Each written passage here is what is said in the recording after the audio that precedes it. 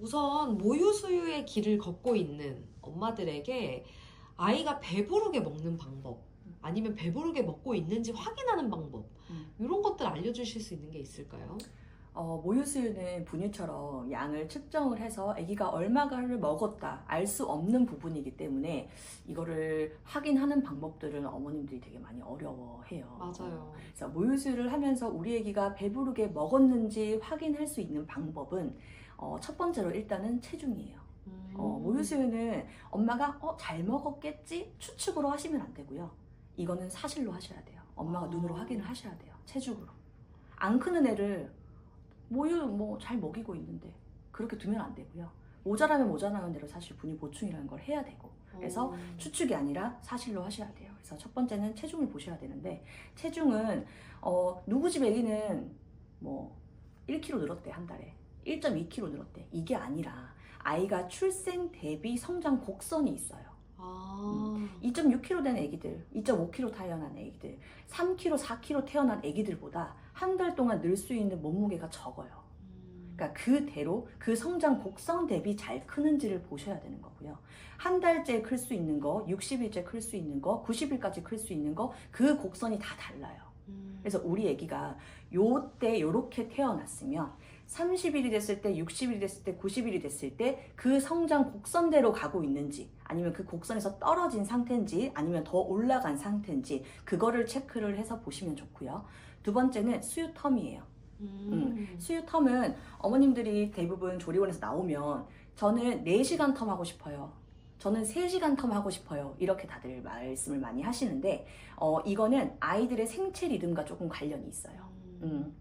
우리는 아침 되면 밥 먹어야 되고, 점심밥 먹어야 되고, 저녁밥 먹어야 되고, 그렇듯이 아이들도 아기들만의 생체 리듬이 있어요. 근데 그 수유 텀은 개월수에 따라서 아이들이 생체 리듬이 변하는데, 그 생체 리듬에 맞는 수유 텀으로 가야 우리 애기가 먹을 때 잘 먹고요, 그리고 잠이라는 것도 잘 자게 되고요. 이 모든 것이 조화를 이루는데, 애기 리듬에 따라서 해야 되는데 엄마가 4시간 하고 싶다고 그 리듬을 무시하고 4시간 해버린다? 그럼 아기가 수유가 당연히 안 될 수 있고요. 분유 수유는 그래도 괜찮지만 모유 수유는 하기가 더 힘들어져요. 그래서 깨어있는 시간이 조금 짧은 시기, 한 2개월, 3개월까지는 깨어있는 시간이 사실은 한 신생아 같은 경우에는 한 깨어있는 시간이 40분 정도 되기 때문에 그 40분에서, 그리고 수면 주기도 역시나 짧은 시기예요. 3개월, 4개월 된 애들은 1시간씩 잘 수 있지만 신생아들은 그리고 3개월까지는 보통은 수면 주기가 40분이에요. 그럼 애기가 먹고 40분이라는 시간을 자고 일어나면 일어난 대로 그냥 또 먹여야 되는데, 텀이 안 됐다고 쪽쪽이 물리거나 아니면 텀을 3시간씩 만들고 애기를 먹이려고 한다? 그러면 그 텀에 우리 애기는 이미 수면 리듬에 들어가 있어요. 그러면 또 다시 먹이가 힘들어지고. 그래서 생체 리듬에 따라서 수유를 하면 신생아 때부터 2개월 때까지 사실 2시간마다 수유를 하게 될 수도 있어요. 그렇구나. 근데 그게 애기가 못 먹어서가 아니라 우리 애기 리듬은 어떤지 그거를 좀 봐야 될 필요가 있고요. 생체 리듬에 따라서 수유 텀을 진행을 하다 보면 3개월까지는 2-3시간마다 먹게 되고요. 4개월에서 7개월 정도 사이에는 3-4시간 간격으로 먹게 되고, 9개월에서 한 10개월 정도가 되면 4-5시간으로 수유를 하게 돼요. 부들 수유도 마찬가지고요. 그래서 그렇게 체중이나 수유 텀을 보면서 우리 애기가 배불리 먹고 있는지를 확인을 하셔야 되고, 그리고 분유 수유를 하는 애기들 같은 경우는 여기에서 추가로 양을 측정을 할 수 있기 때문에 하루 양, 일의 양이 아니라 하루 토탈적으로 애기가 얼마나 먹고 있는지를 조금 보시는 게 좋아요. 그러면 그 모유수유 하다가 아이가 잠드는 경우가 있어요. 네. 그래서 아기가 잠이 안 들고 좀 많이 잘 먹이는 방법이나, 아니면 잠들었을 때 이걸 깨워서 먹여야 되는지, 아니면 뭐 깨워서 먹어야 된다면 깨우는 방법이 있는지, 이런 것도 좀 궁금하거든요. 네네. 아까 말씀드렸듯이 신생아 때는 깨어있는 시간 자체가 굉장히 짧아요. 짧으면 한 40분 정도 깨어있는데, 그 40분 동안에 엄마는 너무 바빠요. 기저귀도 갈아야 되고 수유도 해야 되고, 맞아요. 트름도 시켜야 되고 하기 때문에 그 40분이 너무 짧아요. 그래서 그 40분 동안에 최대한 우리 아기를 깨워가면서 열심히 먹게끔 엄마가 해주셔야 배부른 수유를 할 수 있어요.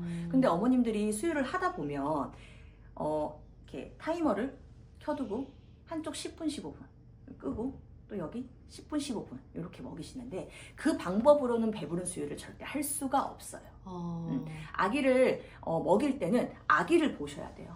우리 아기가 빨면서 진짜 먹고 있는지 아니면 가짜로 먹고 있는지.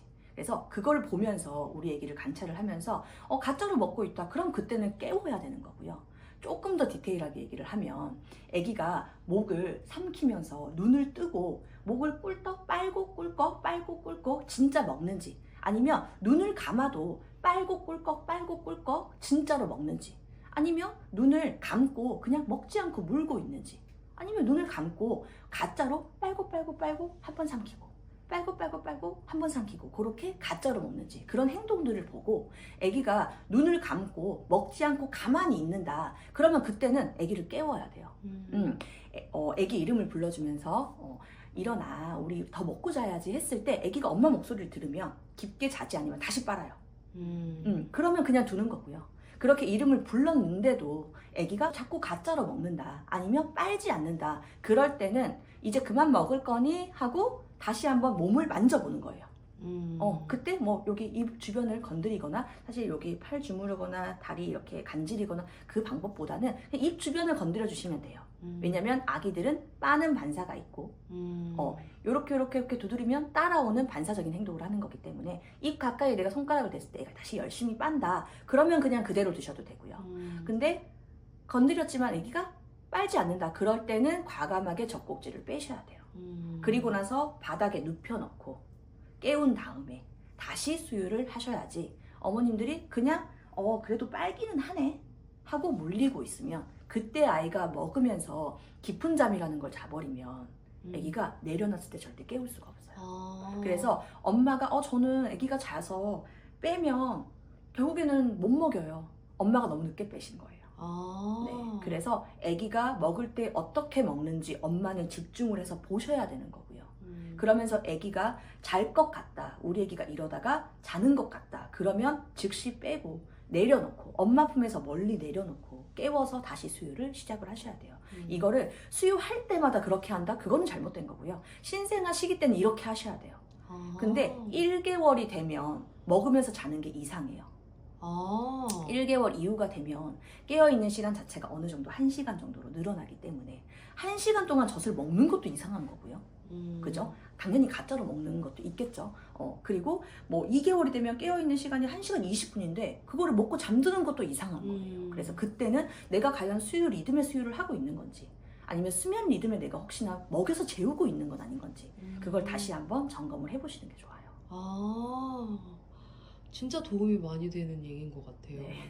특히 모유수유 하다가 잠들면 사실 그게 그냥 아이가 편해서 잔다라고 생각하시는 분들도 네. 있고 오히려 그게 육아의 한 방법인 분들도 있거든요. 네. 근데 반드시 신생아 때는 깨워서 먹이는 걸로 네, 맞아요. 그렇게 전달이 되셨으면 좋겠네요. 그러니까 엄마가 먹여서 잠을 재울 건가 아니면 먹여서 배부른 걸 느끼게 할 건가 그거를 어머님이 우리 아기한테 어떤 걸 가리킬 건지 생각을 하시면서 수유를 해보시면 좋을 것 같아요. 그리고 아까 전에 그 주기에 맞춰서 아이 몸무게를 잘 봐야 된다고 하셨는데 맞는 것 같아요. 어떤 아이들은 가볍게 태어나고 또 어떤 아이는 무겁게 태어나는데 그 주기를 저희가 어디서 확인하는 게 가장 정확할까요? 그 요즘에는 네이버에 검색을 하면 다 나오세요.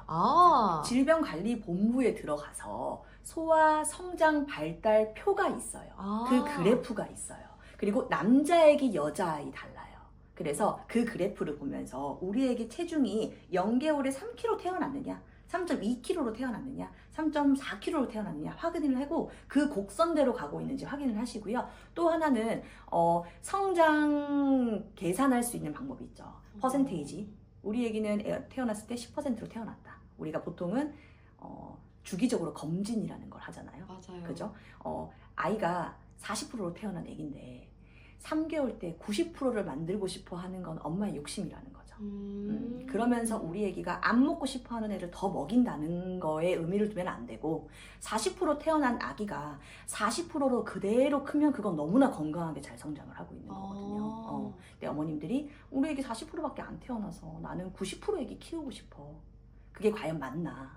다시 한번 생각을 해보시고 그 표를 보고 우리 애기 너무나 잘 크고 있네. 우리 애기 40% 태어났고 40%로 여전히 잘 크고 있어. 이렇게 생각을 하면 어떨까 싶네요. 선생님 그러면 모유랑 분유도 똑같이 보면 되나요? 모유와 분유는 칼로리가 동일해요. 어머님들이 모유는 소화가 잘 되니까 자주 먹여야 된다. 그리고 분유는 소화가 더디니까 텀을 지켜서 먹여야 된다 생각을 하지만 모유와 분유는 열량이 동일해요. 열량이 동일하다는 거는 배고픔이 느끼는 시간이 동일하다는 거예요. 그죠? 근데 초반에 수유 텀이 없는 시기, 신생아 때는 조금 먹고 잘 수 있고 그리고 힘이 없는 시기에는 배부르게 수유를 못하고 자버릴 수도 있기 때문에 그때는 아이가 분유만큼 못 먹어서 빨리 배고파할 수는 있지만 동일한 양을 먹을 수 있는 파워가 된다면 아이가 모유 100을 먹고 분유 100을 먹은 아이들은 수유 텀이 동일하게 가고 그리고 역시나 체중도 동일하게 증가를 하게 돼요.